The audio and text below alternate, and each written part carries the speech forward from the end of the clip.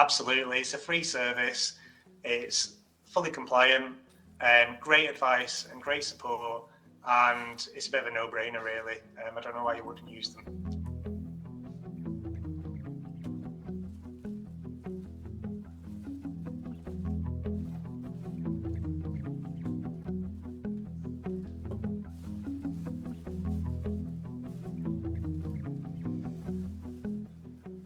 So what I'd say to somebody considering a visit for an SRMA is just to go for it. I don't think you've got anything to lose.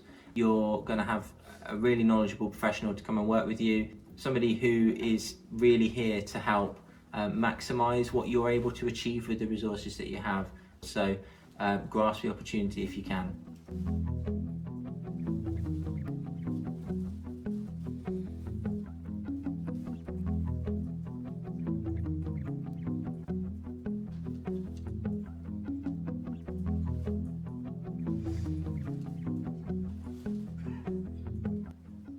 So my favourite bit about teaching vacancies is that I can use it. It's like that simple. It's free, that certainly helps. It certainly helps with my recruitment budget, but it's also simple to use. So what was really useful to me, because location was important, was the search radius function. It was really simple to use.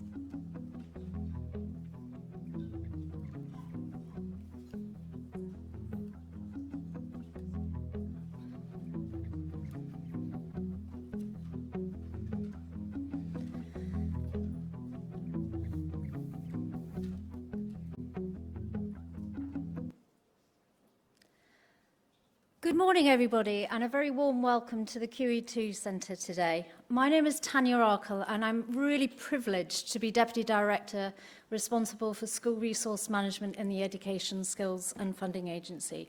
I'm even more privileged and delighted to be your host for today, our second School Resource Management Summit. I'm really looking forward to catching up with some old friends. I can see many of them in the audience, perhaps less focus on the word old, and hopefully meeting some new friends along the day. But first, I'd really like to thank you for taking your valuable time to attend. Times, as I'm sure you all know, are very challenging at the moment. You are all exceptionally busy people. The School Resource Management offer has been developed in partnership with you, many of you in the room today. And the focus of today is bringing sector experiences to life, your experiences, showing how School Resource Management can support you. You are not alone. There are plenty of amazing people here who can help, whatever your setting, whatever your challenge. But first, a few housekeeping announcements. I'm delighted that they did all the fire drill stuff for me, so I won't go through that again. But if there is an alarm, please do make your way to the nearest exit and you'll be told what to do next. I'm also hoping that you have one of these. You've been given them. There's a couple of additional notes inside. Access to the school resource management tools, so do take the time to have a look at those. And also there is an additional session if you'd like to attend. At the back of the brochure there is a map of how to reach all the workshop sessions which you'll be attending later today. But just so you're aware, all A workshops will be held here, and all B and C workshops will be held on the second floor. So do give yourself a little bit of time to manoeuvre around the lifts. I'd also just like to introduce you to some amazing people who are around the back of the room. These are members of the School Resource Management team and are wearing the blue lanyards. Do you want to give everybody a little wave, guys? Yes, they're all here. If you've got any questions, concerns, or you just really want to have a chat about School Resource Management, do say hello. I know they'd be delighted and we'll be able to help you. Today, you will hear from a variety of speakers, from the department and of course from you yourselves, the sector. Please ask questions, share ideas about how you might use SRM in your setting, and let's continue the conversation that we started last year at the first summit about being stronger together. Because together we can help the children in your care have the education they deserve and very much need. Now, in order to begin today's summit, I would very much like to introduce the Baroness Barron, who is our Minister for the School System and Student Finance. You're very welcome, Baron, and please welcome her in the usual way.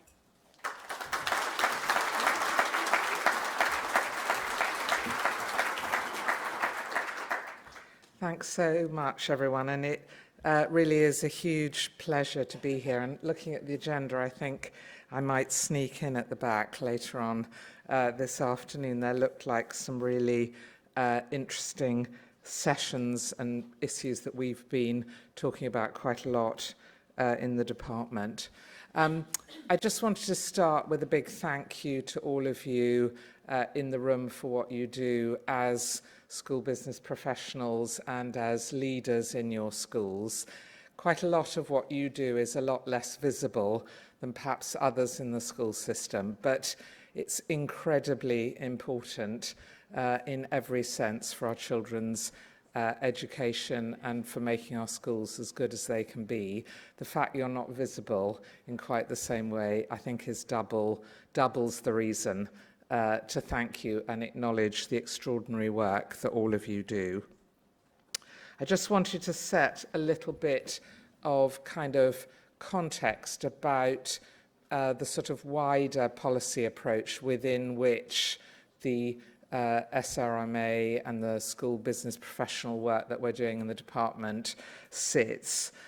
Some of you in the room I know have been involved in supporting us on the regulatory and commissioning review that we recently did and published a few months ago. And the focus of that really was on support. We want to support the sector to build capacity and build capability. We want to support the sector by simplifying things where we can do so, because this is still a relatively young sector. It's one that's still changing quite rapidly, and we want to support that development and growth in the best possible way. So just as an example of simplification, we've been working very hard to try and streamline the Academy Trust Handbook, remove some of the duplication and make it clearer and as user-friendly as possible. We're also planning to publish it in good time this year, which hopefully will be a popular move. We also, as Tanya referred to, or I think actually the video referred to, there's a number of services that many of you in the room use, like the risk protection arrangements and the teacher vacancy service. There are some others which are less widely used, and I know you'll be talking about today, and I'm looking forward to just hearing, which ones you feel are the most helpful, and if there are others that are less helpful, understanding why. But just focusing on the support that we're trying to give you as a sector in terms of capability, there's obviously the access to training. We had about 3,700 school business professionals attend our webinars. last year. We're running more of those. We piloted mentoring for chief financial officers, and we're going to be rolling that out more widely this year. We're supporting uptake of the SIPFA and ISBL financial qualifications for new CFOs, and slightly more broadly than the specific focus of today, but we're also launching next year a new leadership program for emerging MAT CEOs, which we hope will be valued by the sector. So there's a bit of kind of what are we doing in terms of capability, but I think it's important to say what we're trying to achieve in terms of the how we do it. So we really are focused on working in collaboration with all of you in the sector and particular organisations as well. And that's why we were very pleased to endorse the professional leadership standards set out by the Institute of School Business Leaders, which were relaunched, and underpinning those with training and qualifications, and helping you focus on your recruitment needs as well. And I know that Stephen Morales from the ISBL is here, and we'll talk a bit more about that later. We're also launching today the School Estates Competency Framework. We just give things the catchiest and most attractive names. But actually, anyone who works in a school knows exactly how important your school estate is, what a complex responsibility that is for those of you who hold it, and just how vital our buildings are for children to learn in. So we're keen through that framework to set out both the skills and the knowledge at different levels for different professionals involved in that work. The framework was co-created with those of you working in the sector, and we also will be providing other practical tools and signposting to training to support those of you in that area. I guess my sense always at the beginning of a conference is a kind of bit of anticipation about who you're going to talk to and what are you going to learn, because one never walks away without having had interesting conversations, and some of them a bit unexpected sometimes, but that's one of the values, I guess, of all being together. I just would like to wish you a really successful and engaging day. I'd like to have a shout out to our team, because I do, as a minister, really look forward to the updates I get from them. They're so committed, they're so enthusiastic about this, they so believe in the potential of the services that we're offering you, and are really committed to developing those in a way that reflects the needs that you have day to day, week to week, term to term in your schools. So with huge thanks to all of you, I wish you a very successful day. Thank you.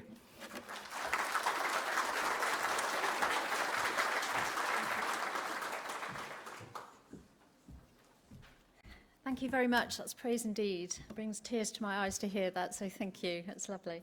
I'm now going to introduce our next session. So let me introduce our panellists, which are going to focus on the current and future challenges facing the sector and the support we can provide. So chairing the panel, and I'm hugely grateful for Stephen for taking the time out of his busy schedule to chair our panel session today. So Stephen's from the CEO of the Cabot Learning Federation. He's going to be joined by David Withy, who is actually my boss, the Chief Executive Officer of the Education Skills and Funding Agency, so I do have to behave today. I've also like to introduce Tom Goldman. Tom, do you want to wave? Little wave. Head of our Funding Policy Unit, and Claire Burton, hugely grateful for Claire joining us. I know she's got an exceptionally busy time at the moment, is the Regional Director for London. And of course, last but not least, Lindsay Harris, the Deputy Director responsible for Capital. So Stephen, over to you. Thank you very much, Tanya. It's always great to sit beneath a massive photo of your own head. Thank you for that opportunity. What I think might be quite useful, we've all waved a bit as we've been introduced, is to give colleagues an opportunity, I suppose, to say a bit more about their role and how it is relevant to this agenda. So a couple of minutes each. Any other perspective you'd like to share as well that you can fit into 2 minutes? Should we start with you, Lindsay? Is that okay? That's fine, thank you. So as you've heard, my name's Lindsay Harris, work in the Capital Directorate in the Department for Education. So my team are responsible for the Good Estate Management for Schools guide, which I hope you're all familiar with and use, and have also developed the competency framework, which the Minister just referred to, which we're launching today.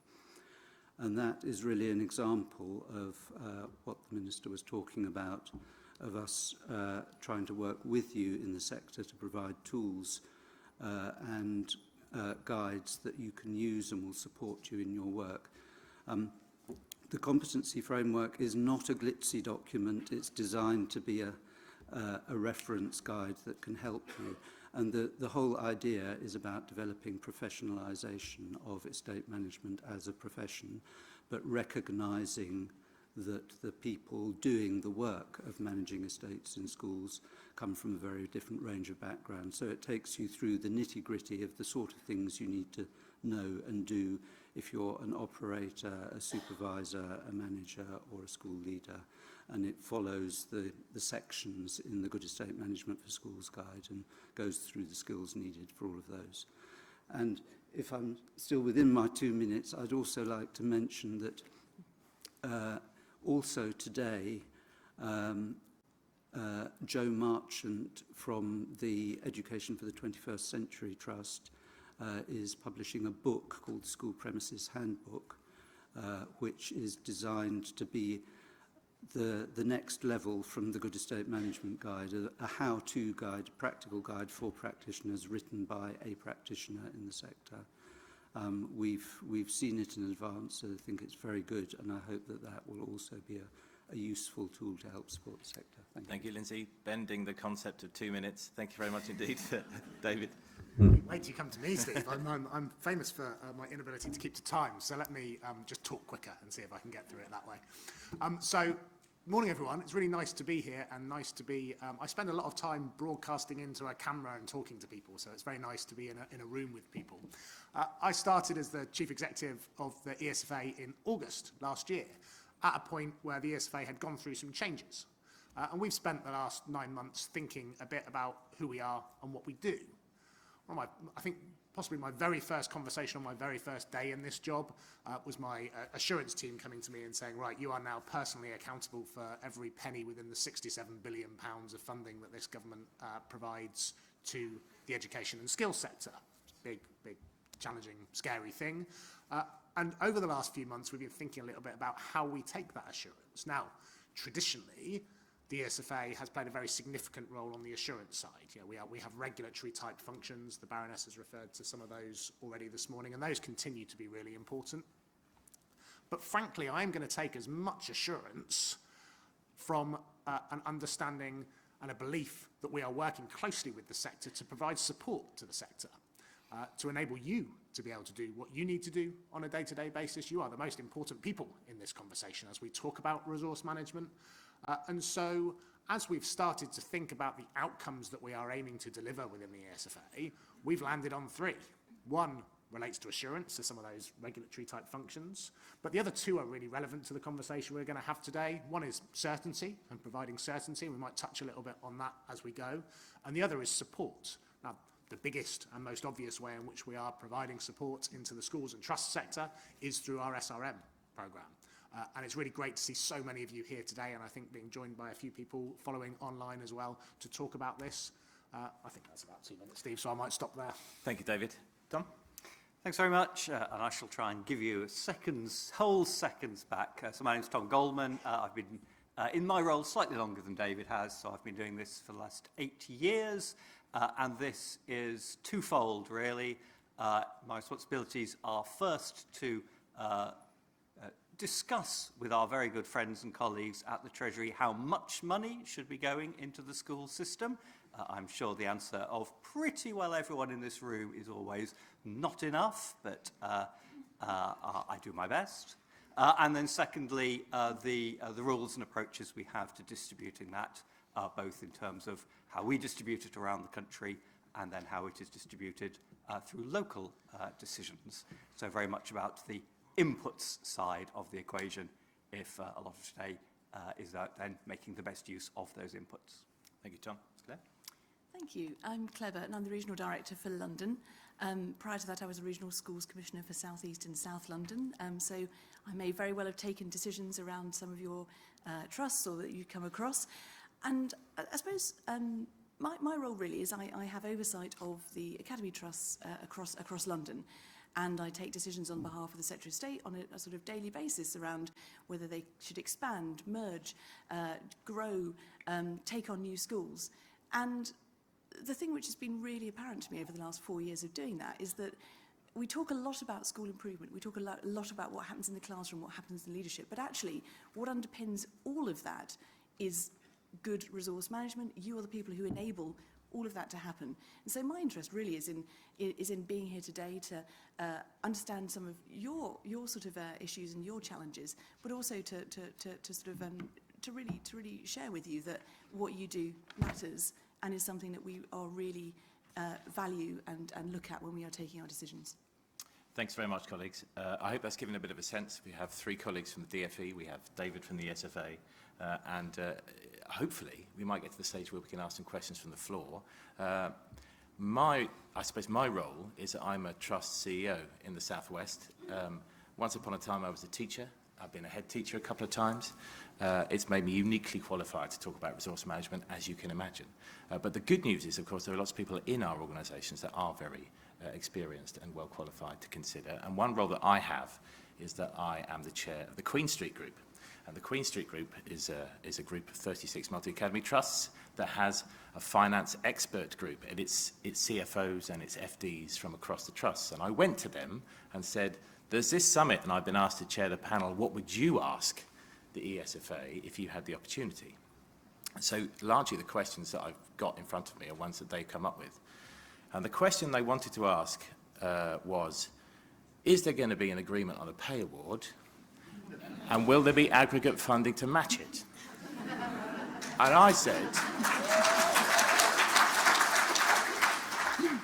it's not that kind of gig. It's about the SRM, but whoops, it's out there now. So maybe... now, I did say, colleagues, you know, David Withey is not the Treasury, but there we are. David, if you wanted to take this opportunity, and possibly Tom, as you mentioned, liaising with the Treasury, congratulations. David, how would you respond? Just before we get there, just let me make a quick note not to invite you back to chair these panel sessions in future, Steve. No, I jest, of course, because we are fully aware that this is the conversation that people want to have. It has been the conversation that people want to have for as long as I have been a civil servant. It will be the conversation that people want to have for as long as I am a civil servant. I am sure it is a constant conversation around whether the aggregate amount of funding in the system is the right amount or not. I can't envisage us ever getting to a point where it isn't part of the conversation. But there are 2 things that I want to say on this. So before I get there, that conversation will continue, and we and Tom and others across government will continue to discuss that over the next couple of weeks, maybe months. And let me come back to that because, as I said, I started in this role in August last year. I think maybe 2, possibly 3 weeks after last year's pay award came out, which was in turn a couple of days after you all submitted your budget forecast returns to us. So when I sit here, as I do in many environments, and talk about certainty, in that first period of my role, it invited quite a lot of eye rolling. One of the things that we want to make sure we do is that we are working towards a timeframe that enables you to plan with certainty. You planning with certainty helps you.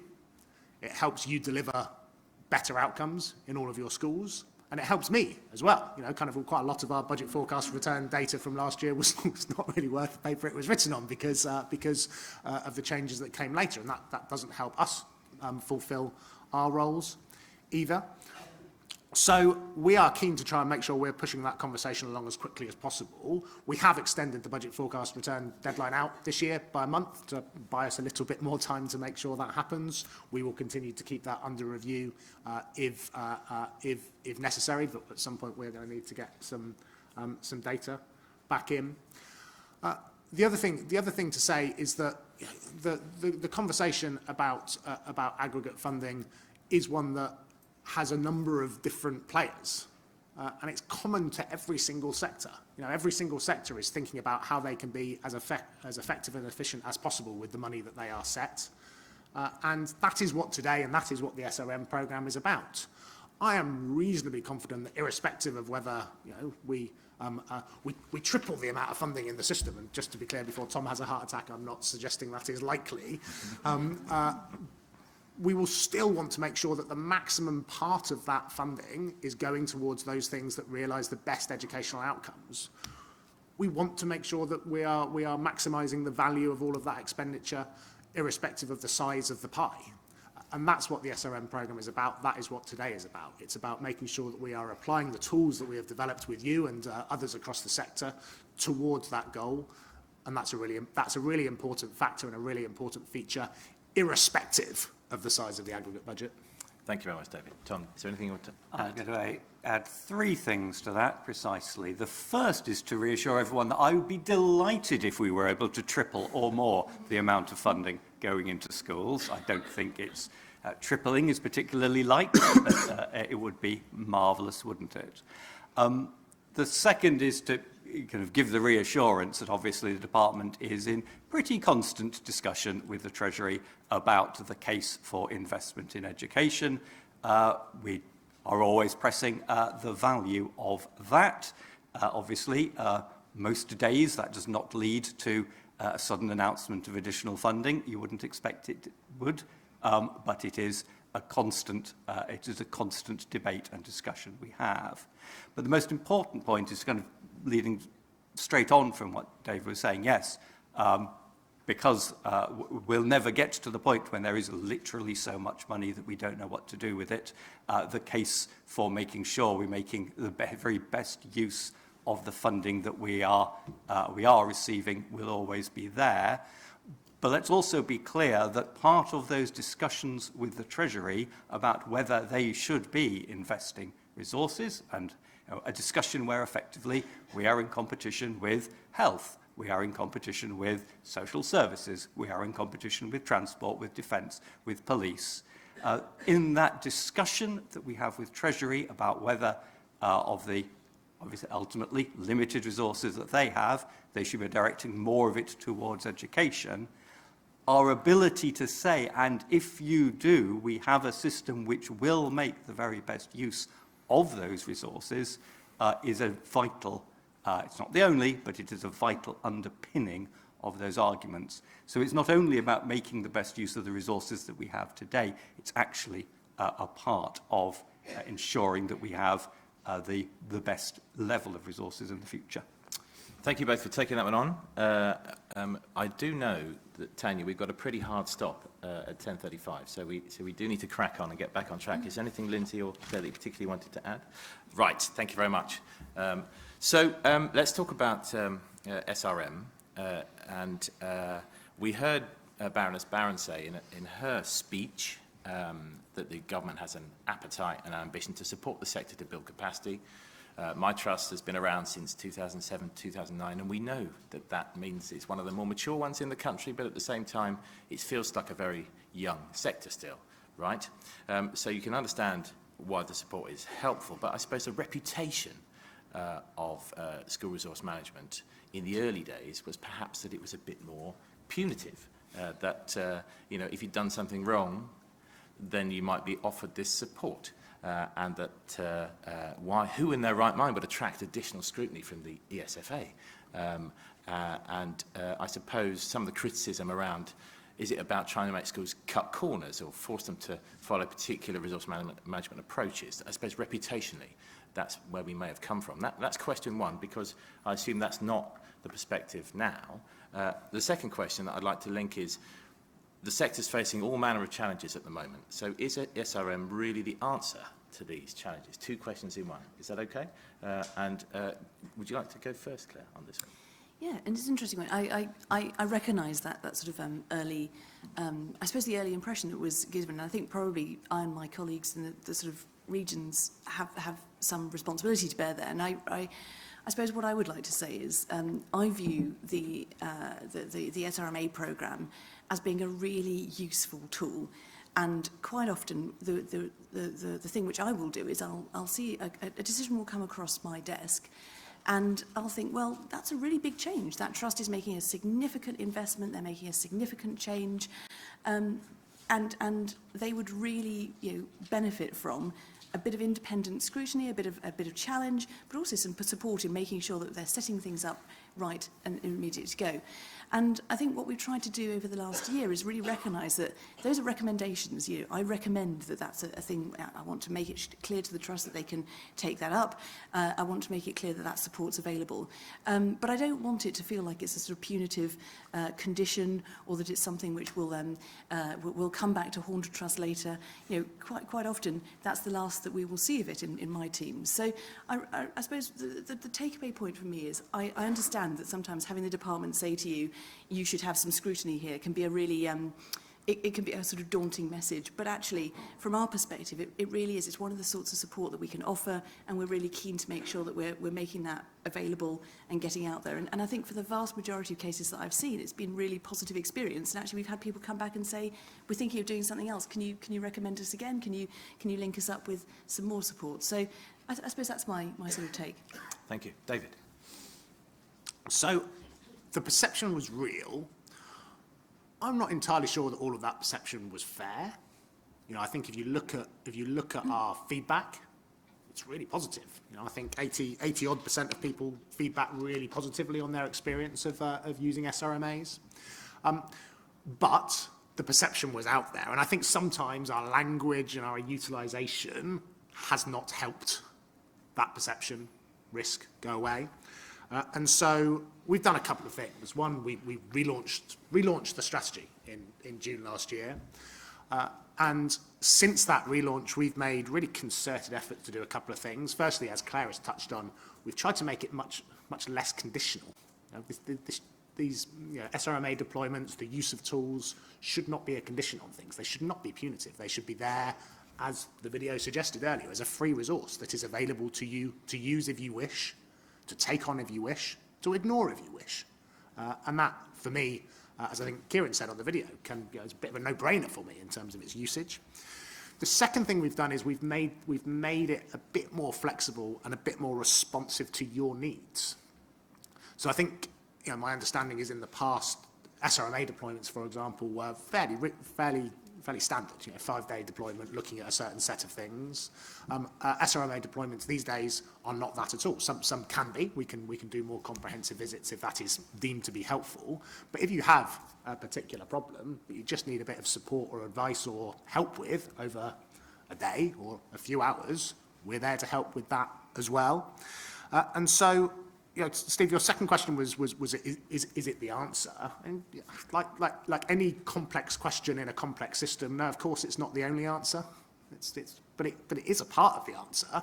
And I kind of I've tried to suspend my disbelief in some of the conversations I've had internally, and Tanya will know this, because if you look at any sector in any jurisdiction the world over, sectors are wrestling with these same questions and looking, in the most part, to get external support and external advice, experts to come in and help wrestle with the really significant challenges that you are wrestling with on a day-to-day basis. So if we were just doing that, then I would agree it's not ideal, but we're not just doing that. We're doing a variety of other things. We are talking about aggregate funding. We have funding streams for those schools in most acute financial stress to enable us to support more directly. It is part of that ecosystem, and it's an important part of that ecosystem. And I think the response we've had to last year's summit to today, I think illustrates that we are, hopefully, and you can help us with this, we are winning that perception debate. Okay, thank you very much. Now, Lindsay, you've already talked about some of the support from the department in the competency framework today. What would your perspective be on the SRMA offer? Well, I would add just one thing to what David said, which is, I mean, the bit of the school resource management portfolio that I'm directly responsible for is the Capital Advisors programme, which was referred to briefly in the video you saw at the start of the day. That's a newer, more recent and so far smaller scale offer than the SRMA offer. But in developing that, we listened to and learnt from those perceptions that were referred to in the question about the initial SRMA offer, and have deliberately designed the Capital Advisor programme to be a supportive coaching offer, not in any way a judgmental one. And the initial feedback from the small number of trusts who've been through it so far has been outstanding, that they've felt helped and supported by it. So we're encouraged by that to be rolling it out further in the coming years. Thank you very much. Tom? The only kind of, from my perspective, I think there is always going to be a risk that at times when the overall funding situation feels or is more challenging, and it's always challenging, but there are times when it is more, and there are times when it is relatively less. There's always going to be that risk that there is a kind of interaction with people's feelings about the SRMA or the SRM programme overall, that it is simply intended as a way to sort of make ends meet. It is a way to help people make cuts. It has never been the intention of the programme to do that from the start through to today and into the future. But I do recognise that risk of a bleed across between the discussion around how much funding there is overall and then the discussion about how we make the best use of the funding that there is. Okay, that's really helpful. And just to check in the room, and sorry, if you're watching this from somewhere else, we won't be able to see you. Put your hands up if you recognise that depiction of, I suppose, a historical perspective of the SRMA programme, that it was not necessarily. Thank you very much for being brave enough. Okay, thanks very much. Put your hand up again, or if you now feel that these are tools that you might find us generally supportive. There we go. Thank you very much indeed. Very helpful. Right. We're going to have to try and cut to it, so I'm going to go straight to Lindsay for the next two questions, if that's okay, Lindsay. So the first one, and these are questions generated from colleagues in the finance group that I mentioned, the Queen Street Group Finance Expert Group. The energy efficiency grants have been really welcomed this year. So are there any plans for the SFA to support more directly with energy efficiency measures in the future? That's question one. And question two is around loans. So any plans to support academies to generate income through ESFA loans for capital works following the pilot that you did a couple of years ago? Okay, I'll try and be quick with these. So the first one, I'm assuming the energy efficiency grants refers to the additional 500 million of capital that was announced in December for schools and colleges. I think the short answer is probably no, in that was a one-off that recognised the particularly difficult circumstances of schools last year. I say probably no because the government keeps, as you've heard from Tom, keeps funding under review on a constant basis. If you'd asked us at this event last June, we wouldn't have known that that was coming. But it was a one-off, so I can't say that there's any follow-up to that coming.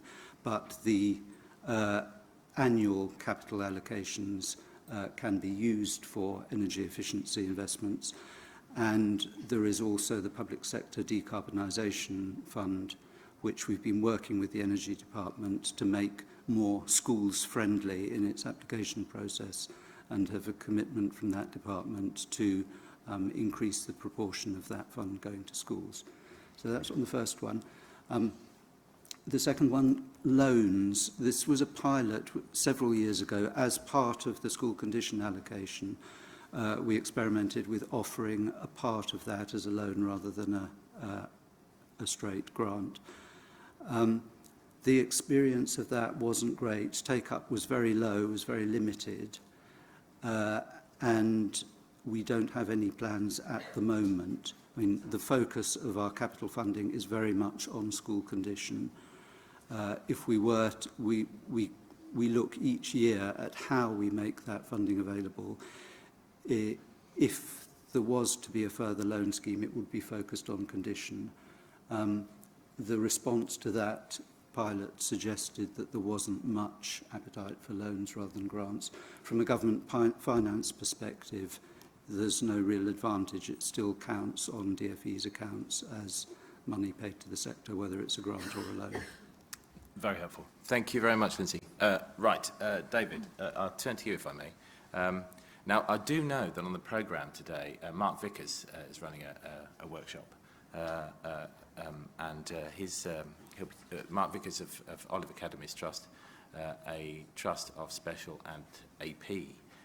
And I think a number of us have seen some of the funding challenges are being felt particularly acutely in those kinds of settings. So I suppose, David, the question is, how will the SRM programme flex to meet the dynamic financial changes in special and alternative provision settings? Yeah, it's a really good question. I was actually talking to Steve Parkinson from Vale. Can't actually see anyone because these lights are so bright. Oh, there's Steve there. Before we started today about some of those challenges, and it is clear, exactly as you say, Steve, that those challenges are particularly acute. I mean, I think I've talked a lot about the flexibility of the SRM programme already being an important development in how we've sought to roll the programme out over time. And there's sort of two parts to this answer, I think, because within that, there are a set of tools that are relevant irrespective of setting. You know, it's kind of the Find a Framework tool, Get Help Buying, SRMAs, should be helpful and supportive irrespective of the particular challenges that you are wrestling with and the particular settings that you are operating within. But in other cases, we clearly do need some slightly more bespoke arrangements according to the settings, and clearly the magnitude of some of those challenges in special and AP is really significant, and we need to be able to respond to that. You just mentioned the session that Mark's doing later, so I'm very grateful to Mark for stepping in today and taking us through some of the stuff that is happening within Olive Academy Trust. We've got, I think, across our SRMA cohort, which flexes a little bit, but generally about 150 SRMAs, I think we've got about 40 that have really specialist SEN and AP experience. That's a pretty good proportion, I think. And so the specialist knowledge and experience that they can bring to that conversation is really important. But we are continuing to keep this under review. And one of the things that we're keen to get out of conversations today, and I mentioned to Steve earlier, tell us what you need, because part of the flexibility that we are looking to implement is to be responsive to the needs of the sector. I'll keep saying, all of these tools are things that have been developed with the sector to be helpful to the sector. And if there are particular things that we are missing or that we aren't getting right, particular to particular settings, then tell us about it, and we'll work with you to develop tools that can then be made available to others across the sector. Thank you, David. It's good to see where Steve is. Is Mark in the room as well? There you go, Mark. So if we've got time, I might come back to one or both of you if you want to have a follow-up question on that one. Thanks very much. Right, let's turn to Claire and then to Tom, if I may. So it's a bit of a perfect storm at the same time as some of the challenges that we're facing around cost of living, inflationary pressures, also a real challenge around falling roll. Pretty much everywhere, but particularly acute in some parts of the country, I suppose. How do you think the DfE will respond, Claire, to support the increasing concerns at primary level about falling roll issues across the country?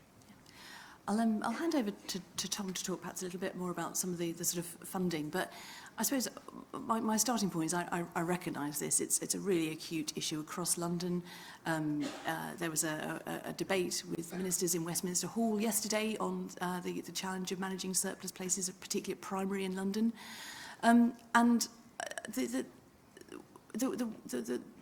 challenge for me, I think, is that we know that it's appropriate to have a level of surplus within the system.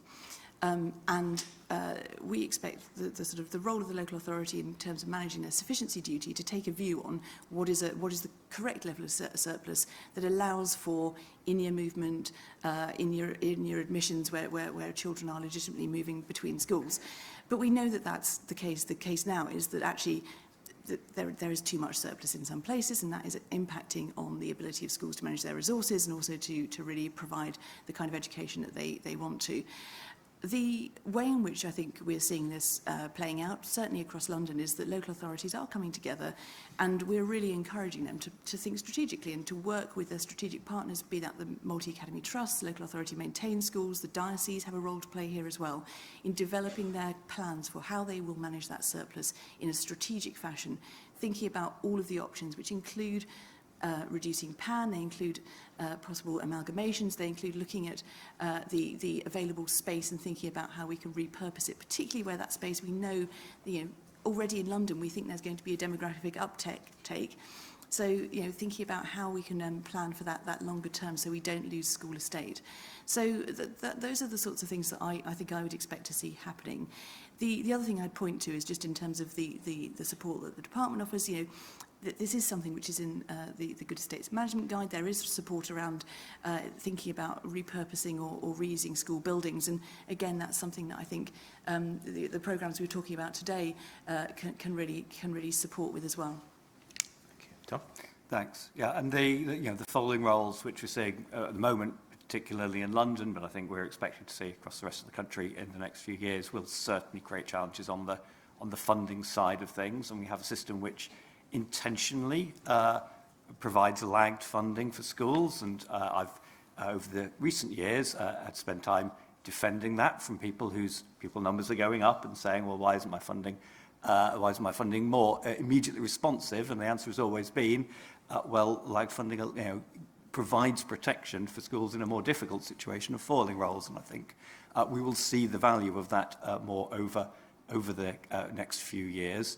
But I think it is important to be clear that the amount of money that is available in the system from the Treasury will depend on the number of pupils nationally and in aggregate that we have to educate. So we do need a funding system which is responsive to how many pupils schools are educating. We need, therefore, to look at that local planning and response to make sure that we've got the right number of schools and places in there. We're nonetheless keeping this, having the funding system works under review with a keen eye on the new growing situation of falling rolls. We're introducing from next year greater flexibility for local authorities to support schools that have falling rolls, particularly kind of over the short term if those places are going to be needed. We've been looking particularly at the support we give to small schools in rural areas where obviously there's much less scope for thinking, well, we can manage the number of places locally around the number of pupils better. We will continue to do that, but I'm not going to pretend it's not going to be a challenge because with fewer pupils there will be less money in aggregate, and we need to make sure we have the system set up to make, once again, the best use of the money that we have around the pupils that we're educating. Okay, thank you both very much. I think, Tanya, that we've got about 15 minutes left, and I've got a couple of questions up my sleeve. One is about reserves levels, one's about procurement, but I want to pause for a second, perhaps come back to Mark and Steve. Chris, have we got roaming microphone technology ready? We can't see anything from here, so if the answer is yes, are we landing a plane there? Mark and Steve are both sat over there. Can we come to you first? Have you got any follow-up question about, obviously, SRMA needs to be, as David was saying, to flex to meet the needs of the system. Are there any follow-up questions that you've got? Could you indicate where you are? There we are.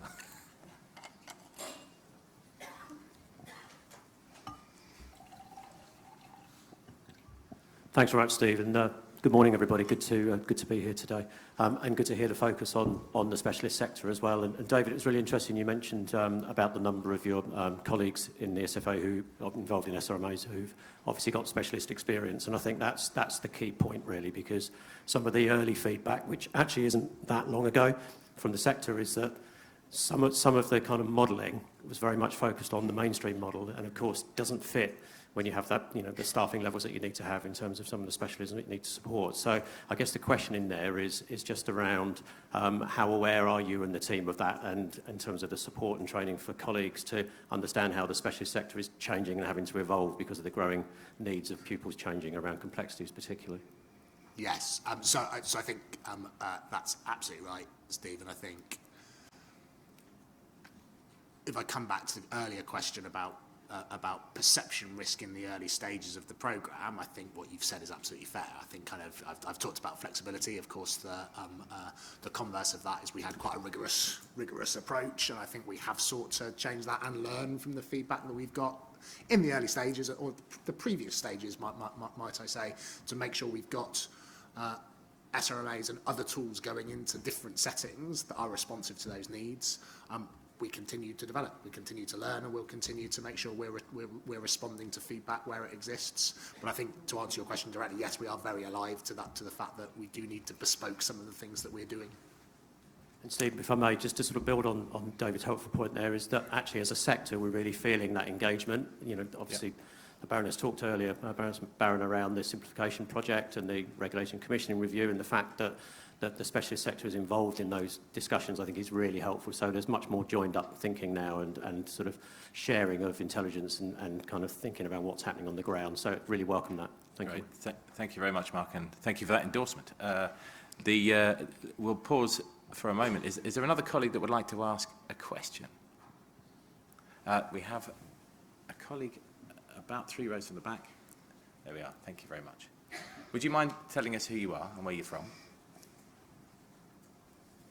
Hello, good morning. My name's Shirley C. Ahmed. I'm CFOO at Athena Learning Trust in the Southwest. I've worked in academies, and I've worked in maintained schools, and I've worked in local authorities. And I think at a school level, at an operational level, the most challenging thing that we're feeling around school financing is all the individual pots of money and the myriad of reporting mechanisms that we have against that. So we have core funding. If you're in primary, you have universal and free school meals, pupil premium funding, PE grant, and more recently COVID tuition funding, which has been quite rigorous in terms of reporting. Is there an opportunity for schools to receive a single pot of money, which means that then they can decide and spend that money in the way that is best meets the needs of their community? Thank you very much indeed. And a round of applause, certainly appropriate. Thank you very much. Is there any colleague that particularly would like to pick that one up? I'll start with that, and then Tom will come in as well, I'm sure. One of the roles that the ESFA plays is that we sit across various sectors, and across both the schools and academies sector and the post-16 sector. I've said publicly that I think the systems of funding are too complex. I'm a reasonably experienced public spending civil servant, and if I have struggled over the past 9 months to get to grips with some of the frameworks and funding approaches, then I'm sure other people are as well. And so we come back to that question about certainty. We want a system that is as easy as possible to operate. We have done lots of work previously to make sure we're rolling in as many of the grants as possible to the DSG. I think, might I say, I think it is simpler in the pre-16 space than the post-16 space, but I know that's a bit less relevant to this room. And we will continue through the simplification work that the Baroness mentioned this morning to think about whether there are opportunities to simplify things. We have to recognise that ministers and Treasury in particular sometimes want some individual visibility on how individual programmes are working. Kind of the tuition catch-up is a really good example of that. But we will continue to keep that under review, and we will continue to kind of roll out the mantra of simplicity and certainty, because I do think it is important. Yeah, I couldn't agree more. These were two words of warning. One is, of course, every time we do that, and we try to, there is the risk that we end up moving money around the country, because you can do direct individual grants very specifically, and then when you move to a general system, they do not end up in exactly the same place. So we need to be wary of unintended consequences of doing so. And the other one, I think, is exactly what David was saying. It can be an awful lot easier to secure money from Treasury in the first place if we can be absolutely promising them that, yes, it will be spent on exactly the thing that we've been talking about, because we will ring-fence it and we will make sure schools do that. But it leads to exactly the problems that you've been talking about. So occasionally there may be the toss-up which says, do we secure this money with those conditions, or do we fight against those conditions but risk securing the money in the first place? Steve, can I just make one more point, which is that, again, irrespective of where we land with the answer to that question, whether it's a single pot or whether it's a big pot with a couple of add-ons, one of the things we're looking at doing is trying to make sure that the information is in a single place. So you don't have to go looking for it in different areas. You don't have to kind of cross-reference different systems and different spreadsheets to be able to understand what the total aggregate amount of funding is. The reporting requirements on individual lines might differ a little bit, but that we have a single place, a single system where all of that information is captured. Okay. Thank you, and thanks for the instant feedback. Great question. We've got time for another one. If there's anyone that particularly... Yes, we have a colleague 3 rows back. If you know who you want to answer the question, by the way, then feel free to nominate a member of the panel. Can you tell us who you are? Yeah, hi, my name's Angela Sheffer for King's Cross Academy and Frank Barnes School for Deaf Children. I just wanted to ask, what accountability is there from local authorities that are not distributing funds that are earmarked for SEND and hold substantial reserves? Yeah, thank you, Angela. I think this is something that the Regions Group, I think, picked up responsibility for about this time last year. Is that right? To some extent, yes. So as well as in the sort of wider part of my role, I also work with local authorities looking at across their SEND services and their children's social care services. So my teams in London and the teams that are replicated across the 9 regions are one route into, and we have picked up with local authorities in the past where there have been particular issues either around funding rates or around the kind of totality of the pot being passed in. I suppose that comes with quite a large caveat, which is in some cases we don't have a power to insist that a local authority passports on funding. So we will have those conversations. We can pick up where we think that that schools aren't receiving the funding they should do.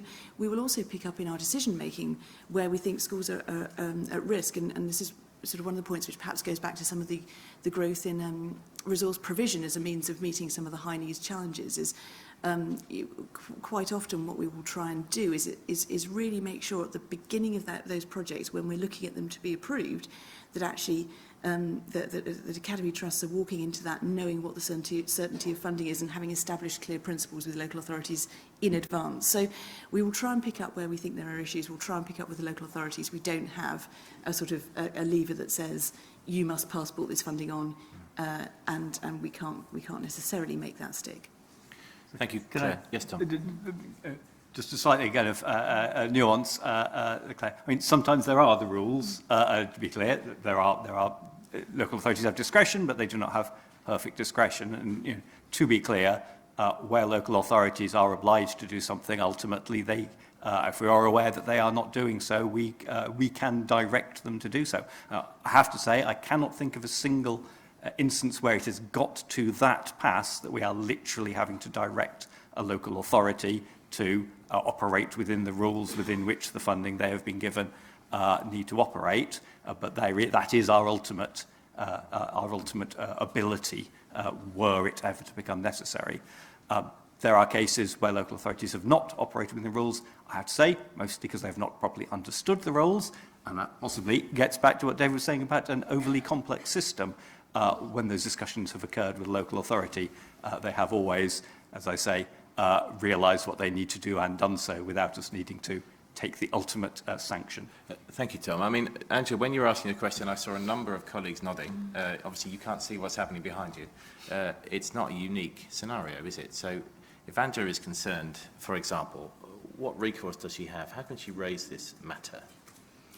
I think the first sort of point of recourse is through the regional teams, and then we will, generally what we'll do is work with Tom's team to establish whether this is something which is a sort of a local authority must, or whether it's a discretionary issue, and either way we'll facilitate those conversations. So it's through your regional director's office. Okay, thank you. Thank you, Angela. Thank you, Claire. David, can I come to you with 2 questions? We've got not a lot of time, so if the answer is yes or no, that would also be great. First of all, everybody wants to know how much reserve is enough. What does the SFA think?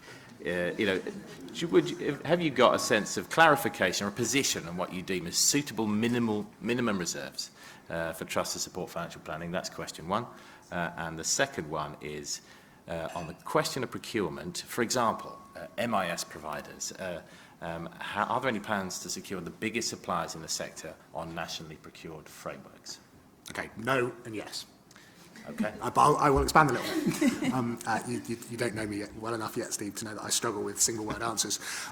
So just quickly on the procurement question, I mean, some of those frameworks already exist. You know, we've got various frameworks, I think 60 frameworks across the DFE commercial team for schools to use, and that includes a number of big MIS suppliers, Education Software Solutions, Arbor, Bromcom. The ultimate decision-making, of course, rests with the leadership of the school and the trust, but those frameworks are exactly in place to help with the conversations that you mentioned. On reserves, my team, I'm sure, are out there somewhere counting the number of times I say certainty in these comments, because it's a lot, and in all the comments I make to them, it is a lot as well. And when I first started, I asked exactly that question: what's the right number? What is the right number, in percentage terms, for schools to maintain in reserves? Now, of course, the answer is more complicated than that, and as you all know, it will depend on circumstances and the particular settings that you are operating in, the particular headwinds that you are facing. And so traditionally we haven't set a number, and I'm not going to sit here today and say a number either, but I am really keen to make sure we are providing as much certainty as possible around that. And so instead of providing a number, what we have been doing in recent months is as much work as possible to put together a good practice guide on how to manage reserves in an academy trust.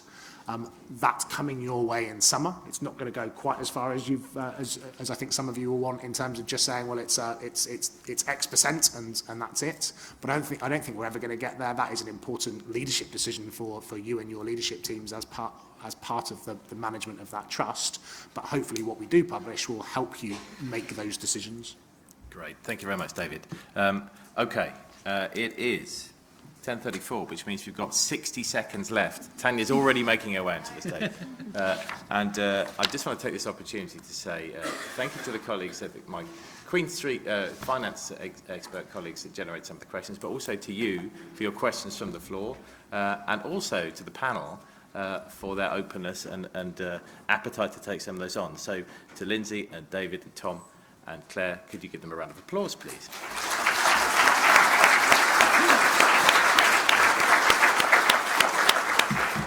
And thank you also to Steve, actually, for chairing it. So please join me in thanking him as well. Yeah. I'm just extremely grateful. I didn't have to tell my boss to be quiet, so a special thank you from me. Yeah, thanks, David. Just to draw your attention before we move on to our next speaker, in your packs you have a little leaflet. There's some QR codes on here. If you press on one, it will tell you what all the school resource management tools are. Please do have a look at those. And there's also another QR code which will sign you up for a school business professional newsletter, which comes out every month. It's free and it updates you on the new tools or any intelligence that we're picking up. On issues such as cybersecurity risks, for example. So please do sign up. What have you got to lose? Quoting one of our interviewers at the beginning. Right, moving on. Thank you very much for keeping to time, Steve. So we're going to move on to our next speaker, who is Will Jordan, who's today's event sponsor. From IMP Software. So I'm going to pass you over to him. Thank you very much. Please join me in.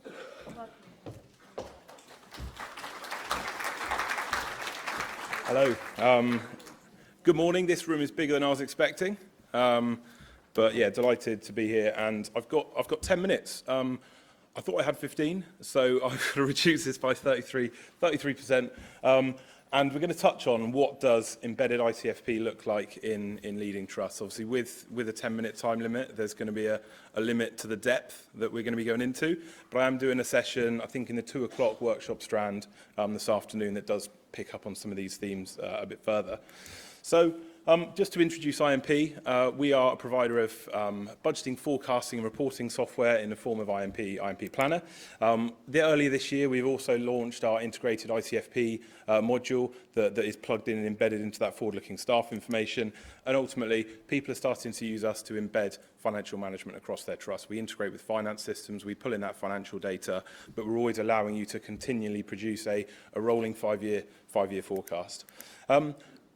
We are very lucky to be the fastest growing provider in the sector, and a lot of what I'm going to talk about in the next 10 minutes and also this afternoon is just things that we've come up against working with the trust. And when I submitted these slides on Monday evening, we were working with 299 trusts.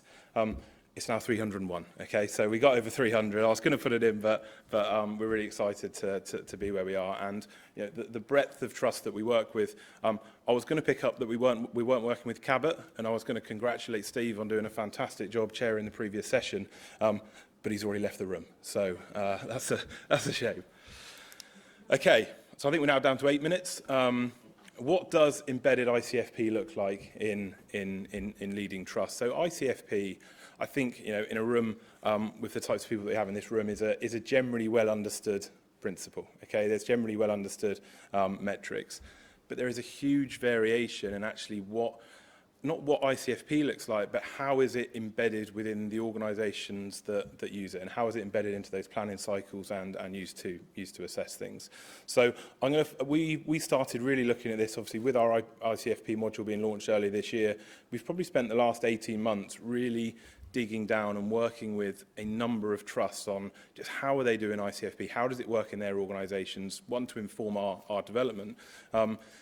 But the degree of variation was really staggering. So I just wanted to pick up on some kind of key themes of where there are some trusts that we see go kind of above and beyond where the majority of trusts get to, and what that looks like in their trusts. So the first one of those principles is that, you know, ICFP as a principle is forward-looking. Okay, so it can be tempting, and there is a lot of instances where ICFP is used to understand historic or current performance, or even ICFP is cobbled together quickly at the end of the year to just double-check things before the budget is submitted.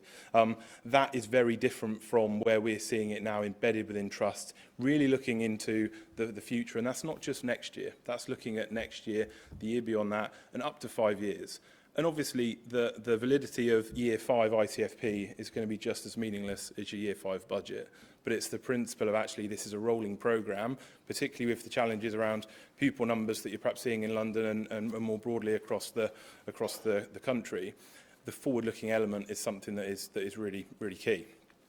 And just as I was thinking about these slides before coming up, I realised this one's quite obvious. Okay, so what does embedded ICFP look like? Well, it's embedded. An obvious one, but I think that the biggest variation that we saw is how ICFP tools are used to create the metrics and create the analysis, and they are discussed and understood.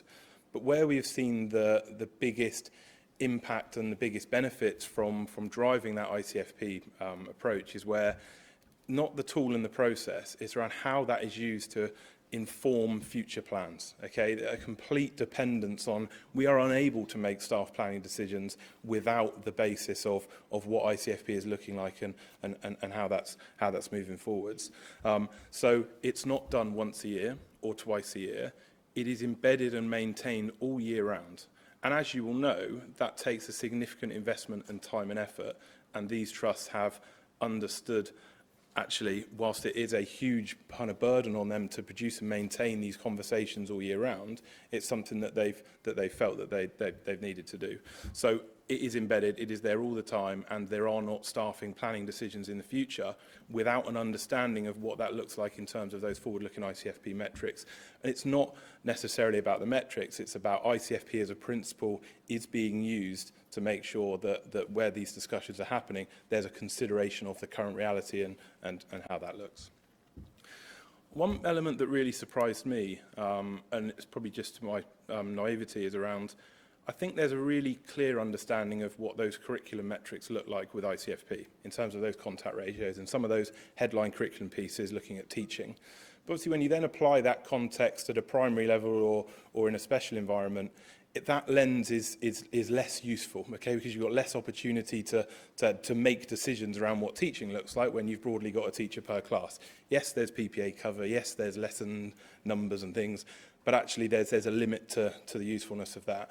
And obviously with the C in ICFP, that is very much focused on the curriculum, but where we're seeing trusts pulling in all staff across their organisations. So obviously there is a big focus on actually deployment of leadership and the deployment of education support, whether that's group work or one-to-one.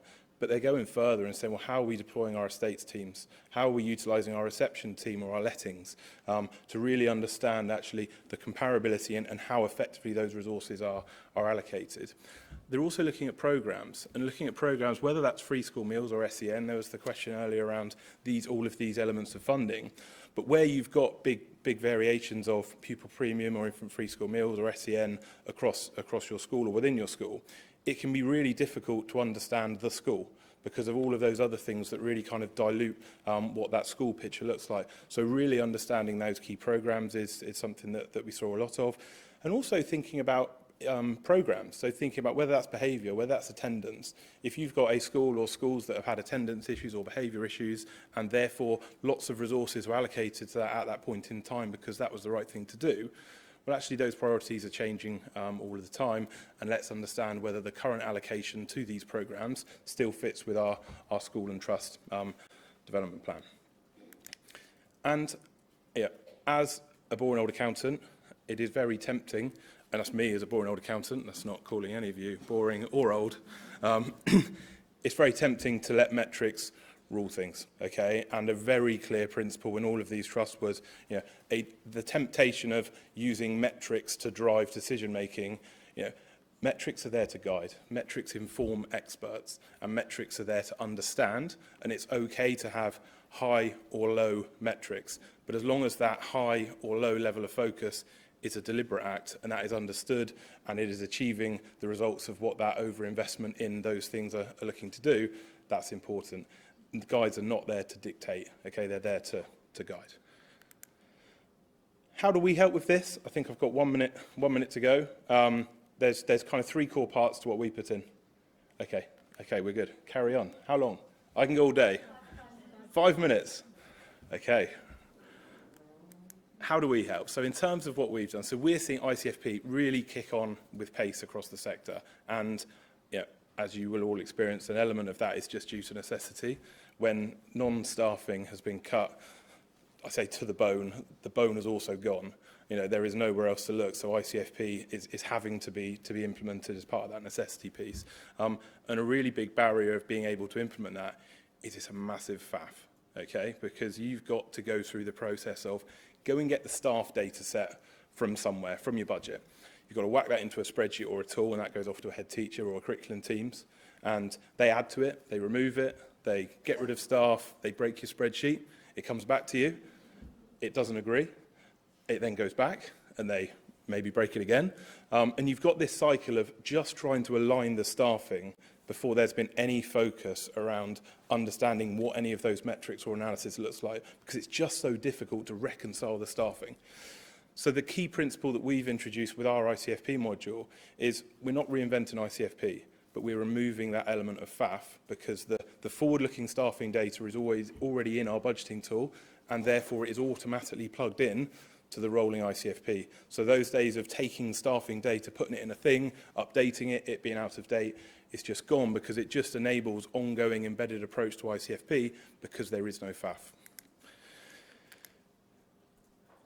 Therefore, it's meaningful and current. You know, when it's such a process to pull together these spreadsheets, and you know, with the frequency of staff changes that you're all up against, those fantastic tools and ICFPs that you've pulled together can become out of date quite quickly, and therefore they can be almost dangerous, because decisions can be made in the confidence of knowing it works based on the model, but actually those models have changes. So the kind of agile approach that we've put into it should protect against that.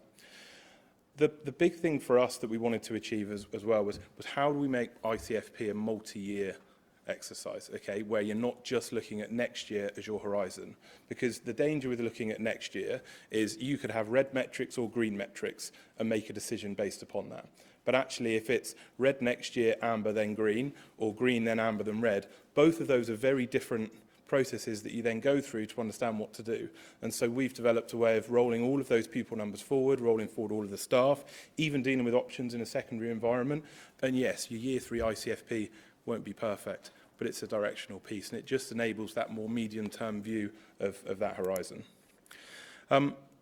Non-payroll staff. So another really challenging thing for trusts and schools, if there's a lot of people where you have external consultants, whether that's sports coaches or peripatetic music staff, they can really mess up these metrics, because some schools might do it in-house, other schools might outsource it.